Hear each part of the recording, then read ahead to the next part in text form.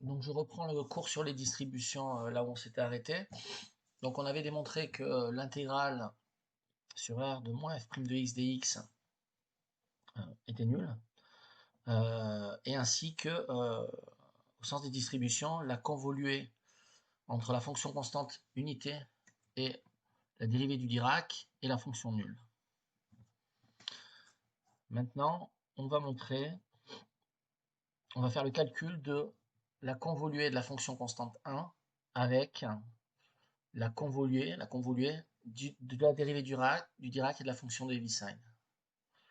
Donc au sens des distributions, euh, la distribution associée, donc produit scalaire entre delta prime convolue avec h et phi, s'écrit sous la forme delta prime en x, scalaire, le produit scalaire de la fonction Heaviside en y et de phi de x plus y.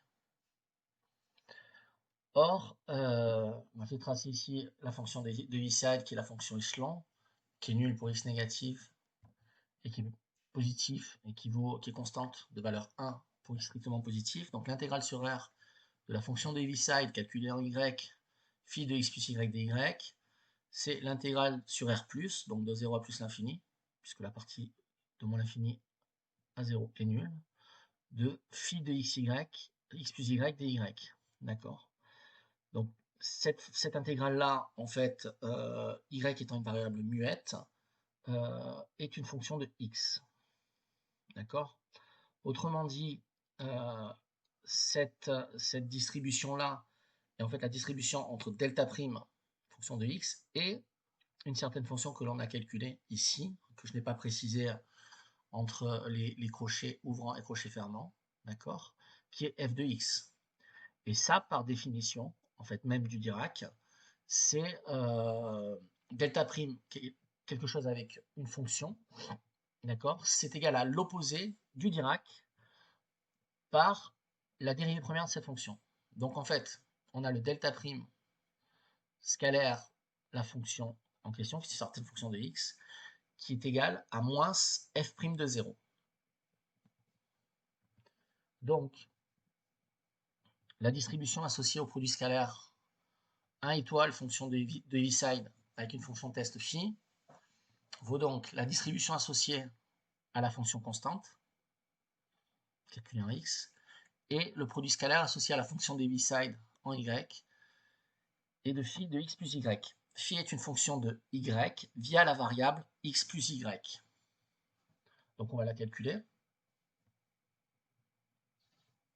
H en y de phi de x plus y, et l'intégrale, donc là j'ai mis directement l'intégrale sur R+, puisque la fonction de Heaviside est nulle pour toutes les valeurs de y négatives. Donc l'intégrale, on intègre par rapport à la variable y, donc une variable muette, une variable d'intégration, phi de x plus y de y. Et ceci, en fait, avec un changement de variable élémentaire, est l'intégrale de x à plus l'infini de phi de y dy. En effet, on a posé y' vaut x plus y. Donc cette intégrale-là, en fait, y est une fonction, y est une valeur muette, d'accord, est une variable d'intégration. On intègre entre x plus l'infini, on obtient donc une fonction qui est fonction de la variable x, d'accord. Donc qui peut s'écrire sous la forme l'intégrale sur R de f de x dx. Phi est une fonction à support borné. x0 étant la borne inférieure de la fonction phi, autrement dit la valeur en deçà de laquelle sur R- la fonction est nulle, puisqu'elle est à support borné. On peut donc écrire que f de x, qui est l'intégrale de x à plus l'infini de phi de y dy, est également l'intégrale de x0 en plus l'infini de phi de y dy. Or, l'intégrale entre x0 et plus l'infini de phi de y dy, on peut dire que c'est une certaine valeur a, d'accord. Cette fonction constante qu'on intègre de moins l'infini à x est une fonction qui diverge, puisqu'on a l'intégrale d'une fonction divergente, d'accord. Donc, cette intégrale, cette distribution que l'on calculait, diverge. Voilà. Je vais terminer, en fait, parce que c'est une présentation des distributions qui n'a pas un caractère extrêmement rigoureux d'un point de vue mathématique, mais qui est à destination des physiciens, par l'application de l'intégration aux distributions. Donc on considère deux fonctions f et g localement intégrables sur R. Alors, 1 étoile f et 1 étoile g existent. Et on a que la distribution associée à 1 de x étoile f de y phi de x plus y est égale au produit scalaire associé entre 1 et f de y phi de x indice x plus y. Si on détaille effectivement cette distribution-là, on obtient l'intégrale sur R de f de y phi de x plus y de y, qui est une primitive, une fonction de x. D'accord? Puisque effectivement, on peut écrire que l'intégrale de moins l'infini à plus l'infini de grand f de x dx, quand f de x étant cette fonction, f de y phi de x plus y, d'accord? Que l'on va intégrer par rapport à la variable muette y, d'accord, sur R, est égal à l'intégrale double, donc l'intégrale sur x et sur y, de f de y phi de x plus y dx dy. Si f étoile g existe, alors on a que la convoluée de 1 avec la convoluée de f et g est bien égale à la convoluée de 1 convolué avec f, puis et de la convoluée et de g. Voilà. Donc on a le théorème suivant qui peut être utilisé dans les calculs à destination des physiciens. L'intégrale de moins l'infini à plus l'infini de f étoile g de x dx est égale en fait au produit des différentes intégrales. Alors c'est au produit des deux intégrales. Donc, que l'on mette y ou x ici ça n'a pas d'importance, c'est une variable muette d'intégration, il y a une seule variable d'intégration. D'accord? Donc on peut en fait séparer l'intégrale du produit de convolution, ce qui est très utile dans les calculs.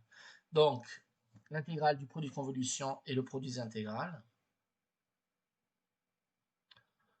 On a ici une règle de calcul sur les distributions qui est équivalente à celle que j'ai énoncée précédemment. D'accord. On s'intéresse, voilà, alors c'est quelque chose qui est important à connaître, c'est que l'élément de note du produit de convolution, c'est le Dirac. Puisque pour toute distribution de T, on n'a que la distribution T au sens des distributions convoluées avec le Dirac. C'est le Dirac convolué avec la même distribution, c'est la distribution. Autrement dit, le Dirac change inchangé une convolution au sens des distributions. Voilà. Bon, j'ai écrit ici dessous la démonstration. Voilà, la vidéo fait quand même 7 minutes, je vais m'arrêter là. Et je pense que c'est tout au niveau du cours pour les distributions. Voilà. Donc je continuerai sur quelques exercices. Et ensuite, je pense que je passerai à l'intégration dans le plan complexe ou quelques exercices de mécanique quantique. Voilà. Merci.